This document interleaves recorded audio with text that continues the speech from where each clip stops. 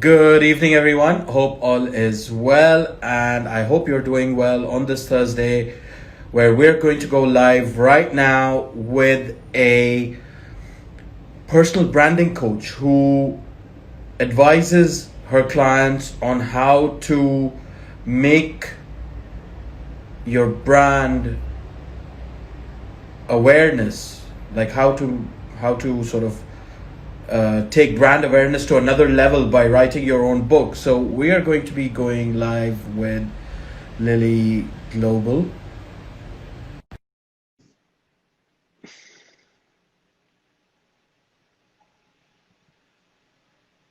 Let's just wait for her to join in.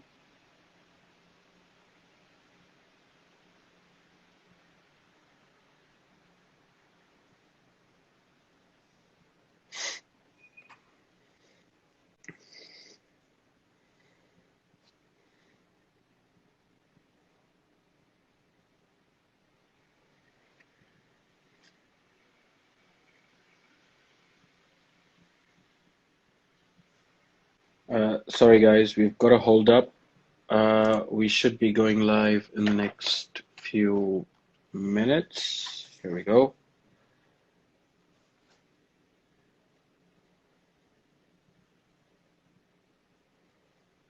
There seems to be Hi, Harry, can Lily. you hear me? Yes, I can. Can you hear me? Yes, I can. Thank you so much for inviting me on this amazing broadcast that you're doing. Not a My name problem. is Lily. It's a pleasure to have you on. Thank you so much for joining me on this mission to share knowledge, spread positivity in terms of what you do in your career and how other people can benefit from knowing about your professional career and how they can apply it in their lives. Thank you so much for coming on here, Lily. Thank you. I really, really appreciate it. Super. So before we move forward, Lily, if you can introduce yourself as to who you are and what exactly is it that you do. Yes, so I help entrepreneurs to write and publish a book that will help elevate their personal brand so they can attract more business. And over the last few years, I have empowered more than 10,000 entrepreneurs Wow. and influencers and ordinary people and coaches to attract more business and to elevate that personal brand so they can become more well known, so they can attract more of the kind of people they really want to work with. That is And absolutely also, amazing. yes, and also I have a business called Speakers Are Leaders, Okay. where my partner coaches people who want to use public speaking as a way to grow their business. And we have Okay. had, for example, we've had billionaires who have come to our events. We've had Marie Diamond from the movie The Secret as Wow. well. It was viewed by 500 million people. We've had also Eric Ho, who has over 750,000 subscribers. So basically, we attract really high quality people and celebrities and influencers to our events So if because anyone wants to elevate their business or either it be through writing a book or either it be through public speaking, they should get in contact with Lily Global, I guess. yes, Lily.global, yes. Super, super. Lily, before we move forward with our conversation, I ask this to all my guests that come on my live session over here. And when we were growing up, like kids, going to school, college, university, I see a lot of careers in front of us, like it be a doctor or lawyer, an architect, a musician, an actor, all those careers that we see in front of us. Were you aspired from those careers to be like that one day? Or did you always think, were you into books and that's what got you into writing books for other people? That's a very good question. So ever since I was really young, I was a book addict. So Okay. I loved my books so much that I didn't want to lend them to anybody. That's what Um, the bookworms, right? yes. So I was this kind of nerd that would sit in the front row all the time and just answer, the teacher's questions and would ask hundreds of questions, would drive the teachers crazy. But finally, I was always first, which was kind of a surprise, I think, for the teachers. That is amazing. I mean, um, I would be, if I were in your class, I would be one of those kids that would be like, Come on, give others a chance. Yes, exactly. So I would ask for extra homework, but I never really I never really knew what I wanted to do Okay. until very, very late. I was, I would say I was 29 when I started to find my way around, you can say, what I wanted to do. Okay. And at the age of 29, I wrote my first book, which was called Meet the Nanny, because at the time I was a nanny. So that was, Seriously. yes, that was 8 years ago. Wow. And even though that book was only read by 20 people, and some of those people were friends and family, and I Okay. even sold that book for £2, and literally like nobody wanted to buy it. Even despite all of that, what happened is that it enabled me to work, to find a job, the kind of job that I really wanted, which was Okay. to manage several businesses. One of them Okay. was a property business, Okay. another one was an English school, and another one was helping people to find their first job. So Okay. I helped more than 2,000 people to find their first job in London Wow. and to learn enough English, typically in about 2 weeks, because I'm also qualified to teach English Okay. and French. And so I taught more than 2,000 people to do that. Are And, you you know, after originally 2 weeks, from France? I'm from Romania, Okay. and I learned how to do this in Romania. So you can say that that gave me the opportunity to find a job, because most people just didn't want to hire me because they saw me as someone without skills. And it was true. I had no skills. Okay. I was completely incompetent when, you know, like 8 years ago. I had no knowledge. I had no skills. All I knew was how to be a nanny, you know, and all I knew was, you know, just do your best at what you do. That's all I knew. Of course. And it was in that moment when I published my first book that I became almost like a magnet, like a social attractor for people. And Wow. everyone wanted to know, how did you become an author? My entire, you can say, everything that people believed about me had transformed, because they now stopped seeing me as a nanny. They stopped seeing me as that, and they started seeing me as an author. And since that moment, I started attracting a lot of opportunities. And it was because of that that I managed to, you know, to manage those companies. And otherwise, nobody would give me that chance. Was And it, you mentioned you wrote your book at the age of 29 and it was about Meet Your Nanny. How was it? I mean, was it easy to write your book? What sort of challenges did you come across when you were going out and writing your first book? And at that point, I think there was no Audible or there was no Kindle. You know, I'm sure there weren't all those sort of technology or what do you call it? Tech tools that you would want to read a book, right? Like how we have it today. Like you put on a book and it reads through it. You read through it. Like you don't even have to read it. How was it writing your first book, and how was it getting your first published book out there? it was quite interesting for me. It was a real journey, but I wouldn't say it was hard. I Okay. wouldn't say that. However, because what I was doing is I was, you know, like I had very, very low confidence, very, very low confidence. And what I would do is at work, because I was a nanny and I was also cleaning houses, you know, Okay. like during the same time, because, you know, the nanny job, typically Yep. during the day, you have like a lot of time on your Of hands. course. So during that time when I was cleaning, I was also listening to a lot of audiobooks. I was listening to Brian Tracy and all these inspiring people. Okay. And I really felt like, you know, I'm 29 and I have nothing to offer. I'm completely worthless.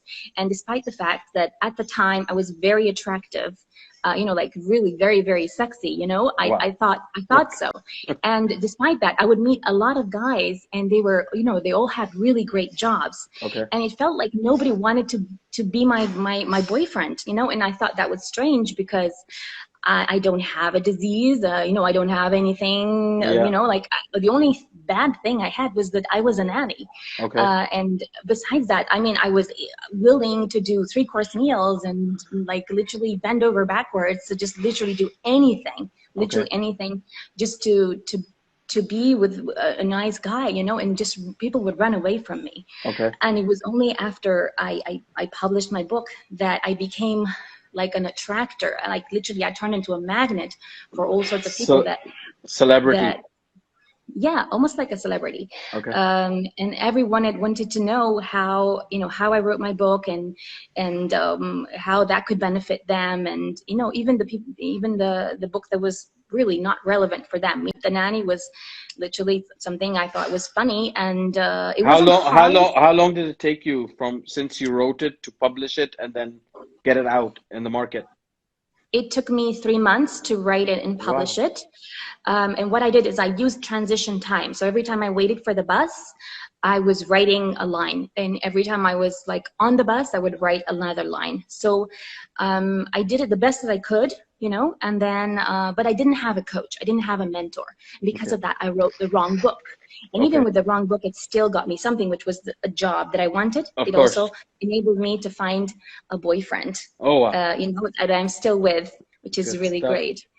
And it was kind of an unexpected result. And since then, you know, he invested over £100,000 and £150,000 in my education. Wow. And since then, I have really improved, so much so that now I'm coaching influencers, property investors, coaches, people who really want to expand their brand. Okay. And I did that also, you know, like when I took the property business that my partner had, initially, I was really struggling to sell that because I just didn't believe in the product. Okay. And then I realized, you know, what if I was to add a little painting here or, you know, like a plant or different things? And I realized I'm actually very good at turning ordinary products into extraordinary products simply by adding a few, you know, like a coat of paint or a painting, some candles, something nice, despite the fact the properties were not luxury properties. They were just basic properties. So what I managed to do was to add around £250 per month of extra value to the properties. So each room would rent out by around £250 more simply by me adding those little bits. And that's how I realized I'm actually very, very good at adding value to something. And now I do that with people. I turn people who are like ordinary people. But are you into still doing property or you Yes, put it on? I'm still Okay. doing. Yes, I'm still doing property. Property is one of my things that I do as an investment. Okay. But now I focus on building the publishing business, and I help people with their brand. And like, let's say if someone comes to you and they say that, okay, I want to write a book, what are the first few questions that you ask them or tell them or guide them that, look, we need to start through this way and sort of this should be the mid part or the meaty part of the book and then with the conclusion. So how do you guide them in writing their first book? What is it that you tell them?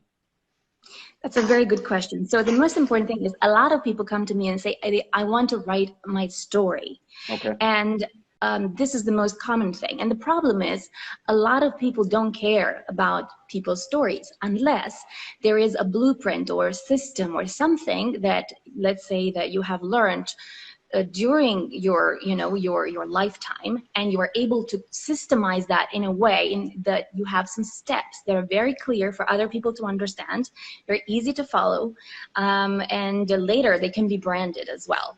So for example, Robert Kiyosaki, I mean, who didn't know that you go from employee to self-employed to investor to whatever, business owner and investor? Everybody knew that because he turned that into a system, and now everyone is teaching that system into all the schools and around the world. So a lot of publishers, for example, what they don't do is they don't teach you. So are you saying that people are copying his sort of model in teaching other people of how to write their books, or is that the education that they're from what he's writing, that's the education that they're giving in the schools? I mean, what is it that...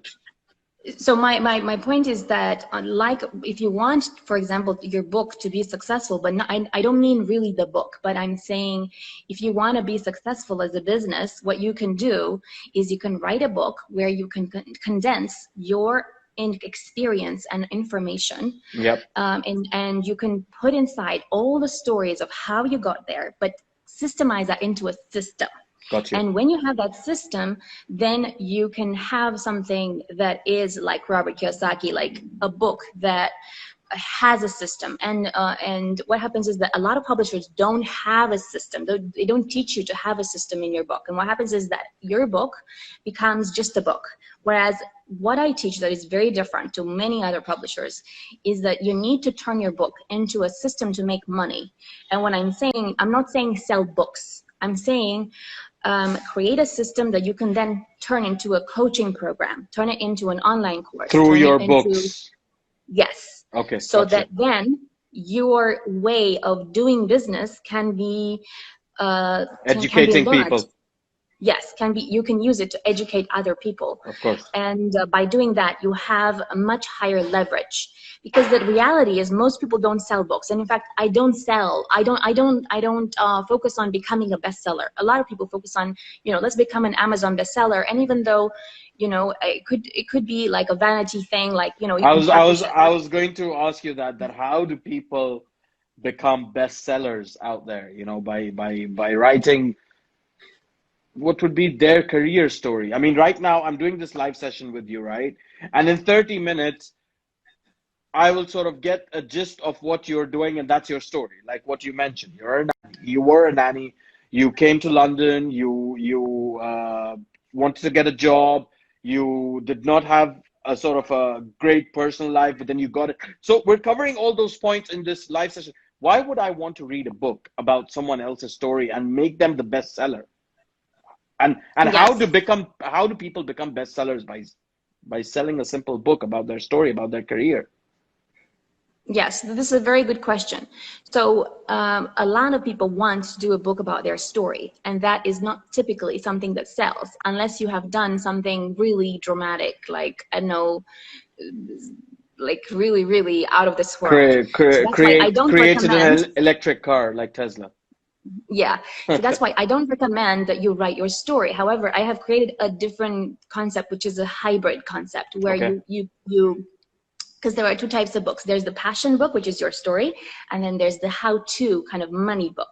So then what I said, I created a hybrid concept where you put your story into your how-to book. So that way the main focus of the book is how to do something. Got you, but putting your story through it so that you learn from other people's experiences. Yes. Okay. So it's about basically small stories that you have come across or that you have experienced, and then you condense that by so you basically create a system, and then you explain that system with your stories. And this is really, really critical that you do it like this, rather than just telling a story that doesn't have a system that people can follow. Because if you don't have a system, people forget. And if they forget, then they forget you as well. Whereas if you have a system that is memorable, then people are more likely to remember you. And it's not about buying the book. It's about booking you for a coaching session of £2,000 or £10,000 or whatever it is, or buying a property from you, for example. So what would you rather do? Would you rather buy a book of £20? Or would you rather, would you rather sell a book of £20, or would you rather sell a property of 2 million? I'm sure you would prefer to sell a property of 2 million. Absolutely. So the objective of the book is simply to position you in a way that you are able to do that. Because I don't know why, but people are so impressed. Like, just because you're an author, there's this magic where, let's say you're doing a viewing for a property. And what happens is that this is a strategy I have used many, many times. Okay. So I have this book that I published a few, like maybe 1 or 2 years after my first one. Okay. And that one was a book that I published in my partner's name, Harry Sardinas. Okay, it's called Climbing Big Ben. Okay. And what I was doing is I was doing a lot of viewings for these properties. And then when I saw a client that I thought could actually rent this property, I would say, this is a gift for you, and the book cost, let's say, £4.50 because it was from that publisher. But now I'm able to actually produce books at like £2, £2.50, including delivery. Wow. But anyway, that particular publisher that Harry went when for. When you say delivery to my house or delivery to the store? Yes. Yeah, delivery to your house, for example. Gotcha. All right. So let's say how this would work. Let's say now it would be, let's say you invest £2.50, you gift this book to your potential client, someone that you see as a hot prospect. Yep. And because you gave them that, they're feeling like, wow, this person gave me something. And it's almost like this feeling of obligation that gets created immediately. That I'm not sure if you've heard of Robert Cialdini. He talks about that in his book Influence. That works in a very, very magical way. Just because you gave them that, they feel almost like obliged to Obliged give you something. to give you something back. Yes, and sometimes this could mean that they are like, wow, this person is so nice. So they end up renting a property. So for example, let's say I invested £2.50, and then if I have a client who rents my property for, let's say, £700 per month for the next at least a year, that made me how much? 8,400, and I spent £2.50. Does that make sense? Just by gifting him that book. Yes, just for gifting him that book. But imagine that instead of renting, because I think you have properties to sell as well. Imagine instead of renting, you can sell a property of 2 million. Maybe you're making 20 to 60,000 pounds. Okay. And you again invested. Your investment is still £2.50. Make sense? So again, it's just. But and it shouldn't work, but it does. But do you think that people are so obliged that if I give them that book on that viewing, they would go out and buy a property for 2 million? I mean, I'm not sure how to explain. It's like you're seeing the client who is already kind of like, you see that they are almost like ready. You know, like you can sense, right? Okay. So as it's like I would say it in another way. Like, let's say I've taken them on a viewing, and in the first 3 seconds, you know whether they're going to take it or not. You know, absolutely. it's that expression. It's that expression that they have when they enter the property, and they're like, yeah, I like this. At that point, yeah, and then you could give them, when you finish that viewing, you could give them that book and say that, you know, read through it. Is this my life, career, whatever? So that's how you sort of influence them into sort of making them obliged to go for it. Otherwise, I mean, if someone came to a viewing and they're like, yeah, all right, fine. I mean, that person would be the no-go to give that book because he's not going to come back to you for that property, I guess. I think it depends. Because, for example, I go with my gut feeling, you know, and sometimes people that, let's say, didn't particularly feel like taking that particular property, but I gave them the book.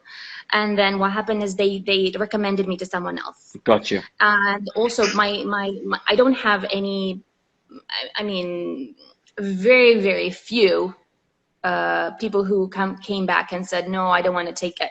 You know, so it's like you're creating that, I don't know, you're giving them something. And because of that, you're creating that feeling of, you know, this person is really nice. You know, this person is a really nice person. Gotcha. And that's the kind of feeling I want to create. And this has worked like a miracle because I'm the previous property manager that was doing this. That was renting properties. She had to do sometimes 20 viewings. So what I did is I literally went there, like I think from the very beginning when I started doing this, I had an eye for these things.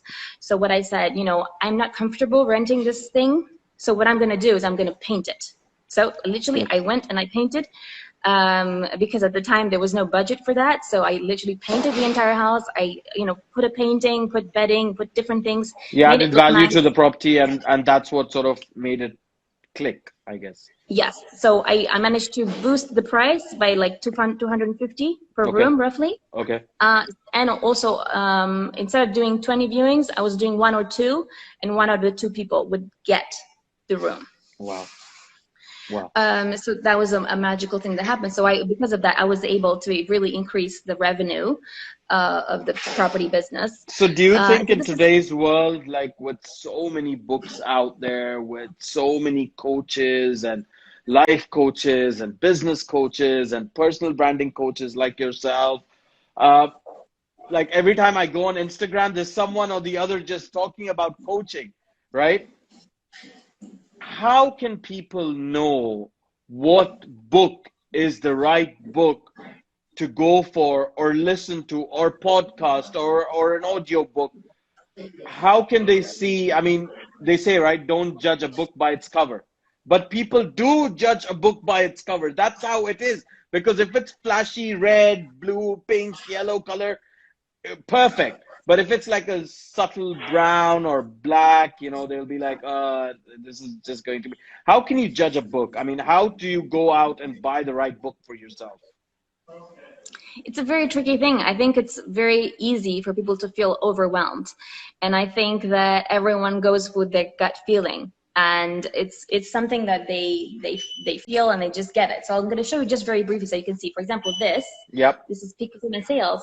And what it enabled me to do is to create a workshop that has been delivered in Singapore, Peru, Mexico, and the UK. And I've been invited in 8 other countries as well, just last year to speak there. And this year I was invited to speak in the Philippines, that we're going to go next year. And there's a boxer called Manny Pacquiao, which I heard is quite famous.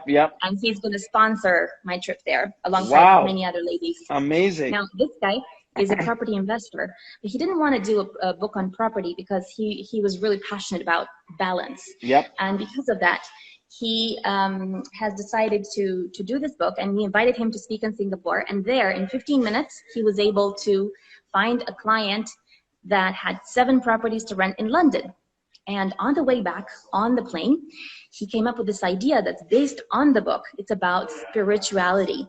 So he's currently creating a brand, which is a spiritual gym wear brand, which he believes is going to be $1 billion business. At the moment, you know, he's still building it. And he's creating also spiritual houses as well, which is also in process. And he's been featured in the media because of this book. Given awards, and you know, had never spoken before, and he started speaking.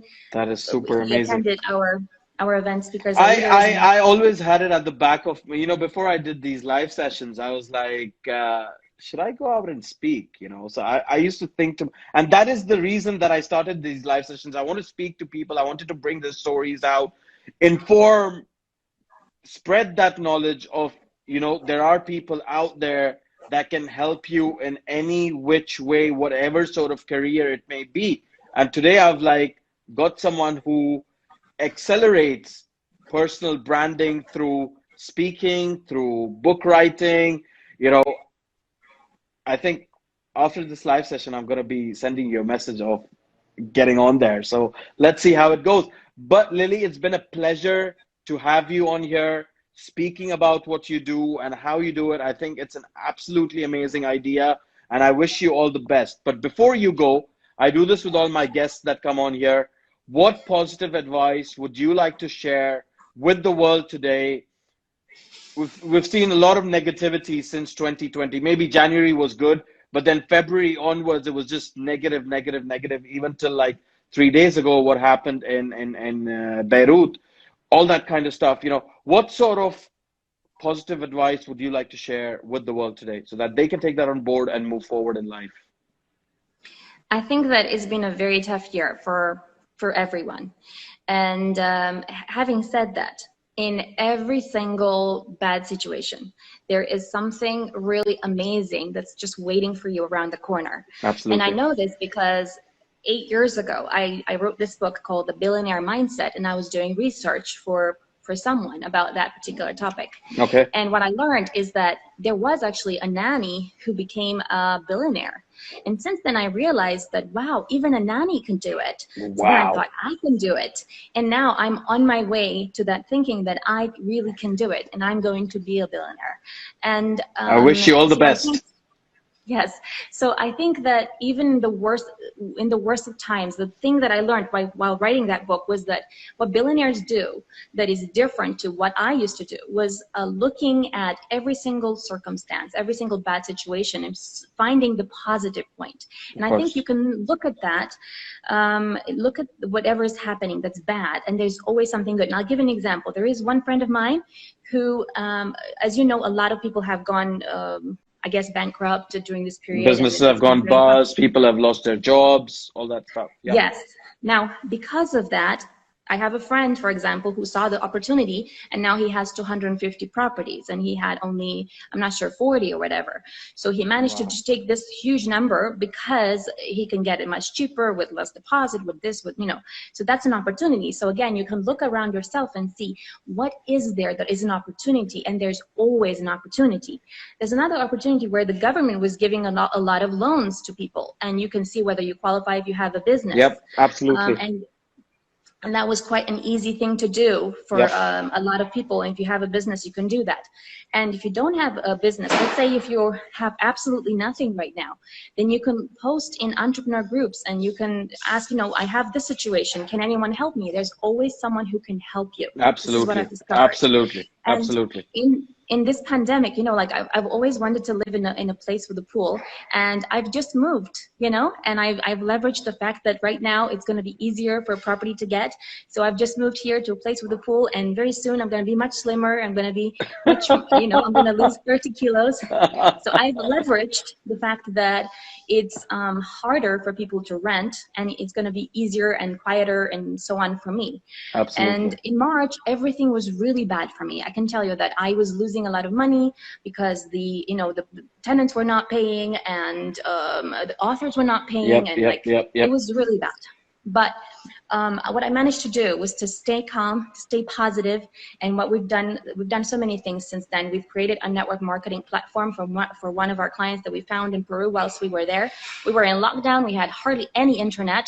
We had to literally go to the garden to a particular spot just to have a little bit of Wi-Fi. So if you have Wi-Fi, if you have internet, you have a voice. Absolutely. And if you have a voice, absolutely. You have everything. But and then what we did is we launched. Absolutely amazing to know about, the positiveness that you're sharing right now. I'm sure people will agree with that, and whoever sees this now, later, whenever they see it, I'm sure they will, I think they will charge up to the fact that there are other people out there that have been through stuff and they are doing amazing things. So why not me? So thank you so much for coming and sharing all that with us today. It's been an absolute pleasure to have you on. Thank you so much, Lily. Thank you. And I want to share to the people who are currently in trouble, you have an issue, you can reach out to me, and maybe there's something I can help you with. Like Absolutely. One of my tenants didn't have a job, didn't have anything. And I said, why don't you work for me? Just do some moving. I need, some removals. I need this, I need that. So there's always something that you can do. There's Absolutely. Always something. You Absolutely. can never lose hope. Never lose hope. We'll end it on that note, but thank you so much. Have an amazing evening, Lily. Thank you. Take care. Bye-bye. So, wow, amazing. How to accelerate your personal brand by writing a book, speaking in conferences, speaking to people, and an amazing idea. Why don't I write a book? When I go to viewings, give it to people so that they get obliged to buy that property. Thank you, Lily. But thank you so much for joining me. Thank you to all the viewers that tuned in. I shall see you again tomorrow. Take care. Bye-bye.